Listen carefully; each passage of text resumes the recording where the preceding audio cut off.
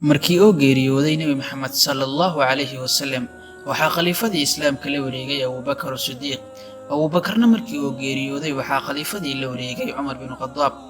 Umarna markii uu geeriyooday waxaa khaliifadii la wareegay Uthman bin Affan. sidoo kale markii Uthman uu geeriyooday waxaa khaliifadii la wareegay Ali bin Abi Talib.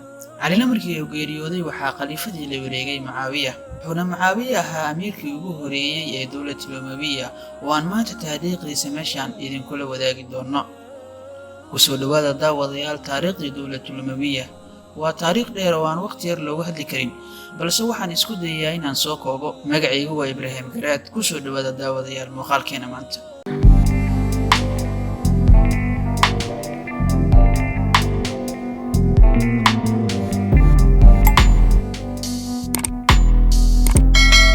sanadii 35 hijriyada waxaa soo shacbaxday fidnadii weyneed, waxayna muslimiintu u kala qaybsameen laba qaybood. qayb uu hogaaminaya Ali bin Abi Talib iyo qayb uu hogaaminaya Muawiya bin Abi Sufyan. waxaana sanadii 40 hijriyada ay khawaarijtii dileen Ali bin Abi Talib oo ahaa markaa khaliifkii afraad ee muslimiinta. waxaana markaasi khaliifadii la wareegay wiilkiisii Xasan.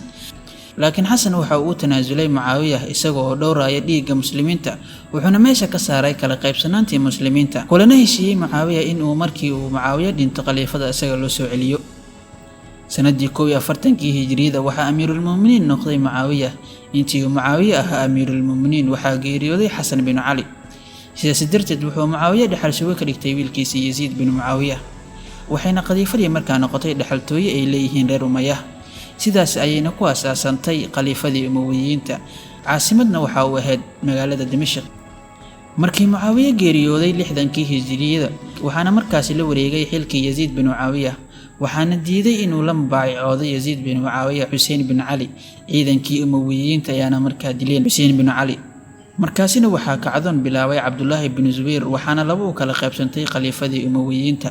waxayna ciidankii Umayyiyiinta soo weerareen magaaladii Madiina oo markaa raacsaneyd xukunkii Abdullah bin Zubayr, waana ay qabsadeen.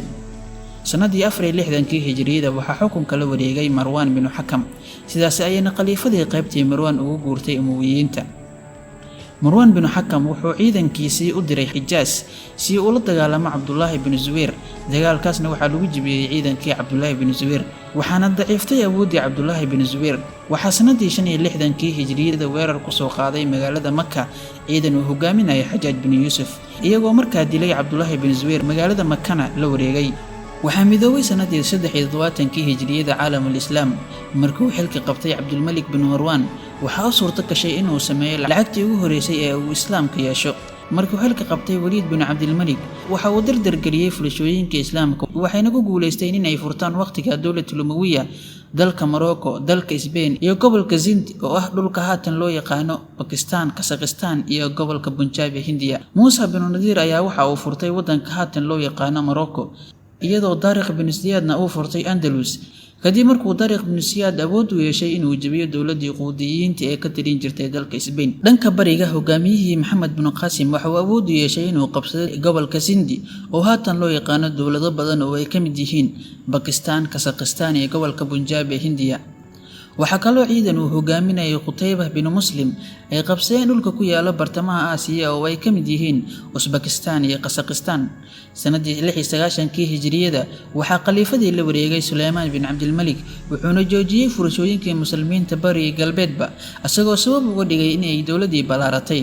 wuxuuna Suleymaan go'doon dheer geliyay magaalada Qustantiniya oo haatan loo yaqaano Istanbul, laakiin waxa uu geeriyooday intii uu socday go'doonkaas. sanadii 99 hijriyada waxaa khaliifadii la wareegay Umar bin Abdul Aziz, khaliifkii shanaad ee muslimiinta. wuxuuna ahaa qof aad u cadaalad badan, waxayna dawladii Umayyiyiinta xilligaasi gaartay xilliyadii ugu quruxda badnayd. waxaana sanadii 101 hijriyada xilka la wareegay Yaziidkii labaad, waxaana markaasi dib u bilowday furashooyinkii islaamka. sanadii 105 hijriyada waxaa xilka qabtay Hisham bin Abdilmalik, waxayna waqtigaasi dawladii Umayyiyiinta gaartay balaarintii ugu fogeyd, iyadoo gaartay dhanka galbeed koonfurta Faransiiska ilaa Shiinaha.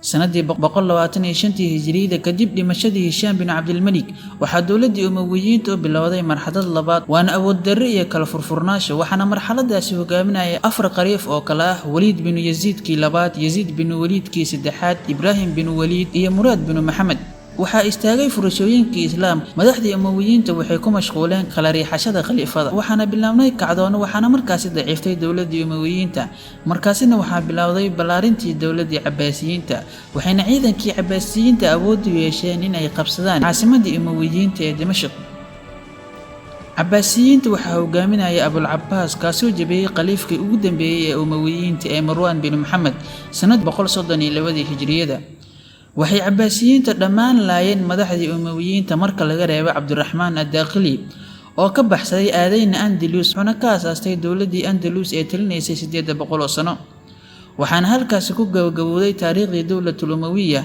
waxaana halkaas ka bilaabanaysa taariikhda dowladul Cabbaasiyya wabillahi tawfiiq wassalaamu calaykum waraxmatullaahi wabarakaatuh